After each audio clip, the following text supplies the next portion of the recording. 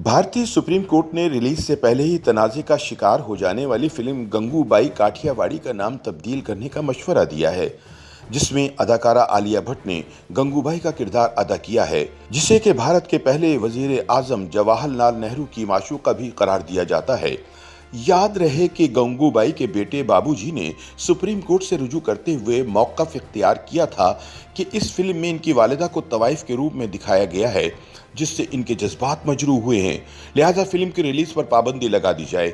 संजय लीला भंसाली की फिल्म गंगूबाई काठियावाड़ी के खिलाफ सुप्रीम कोर्ट समेत मुल्क की दीगर अदालतों में मुतअद्दिद दरख्वास्तें दायर की गई हैं और आला अदालत ने ताहाल हतमी फैसला नहीं सुनाया।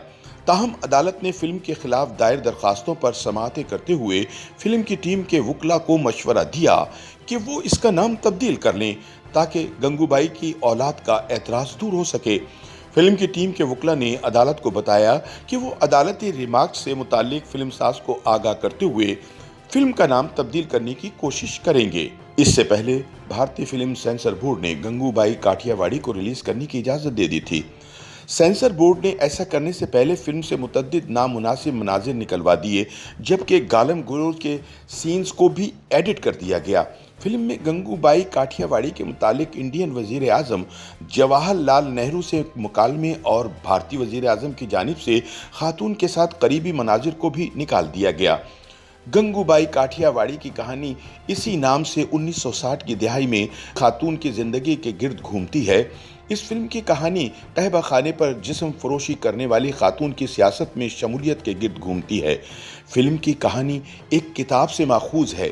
फिल्म में गंगूबाई काठियावाड़ी नामी एक खातून का मरकजी किरदार दिखाया गया है, जो कि 1960 की दिहाई में बम्बई में जिस्म फरोशी करने समेत मनशियात और पैसों के इव्ज़ कत्ल के जराइम की सरबराही करती रही हैं। गंगूबाई काठियावाड़ी का ट्रेलर गुज़िश्ता बरस जारी करके इसे जनवरी 2022 में रिलीज करने का ऐलान किया गया था।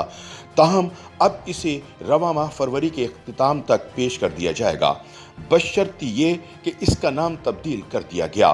फिल्म के खिलाफ गंगूबाई काठियावाड़ी के गोद लिए बेटे बाबूजी राव शाह ने अदालत में नुमाइश पर पाबंदी लगाने की दरख्वास्त दायर की थी। उनका मौक़िफ़ है कि इनकी वालिदा जिस्म फरोश नहीं बल्कि समाजी रहनुमा थी, मगर फिल्म में इनकी वालिदा को तवाइफ के तौर पर दिखाया गया है।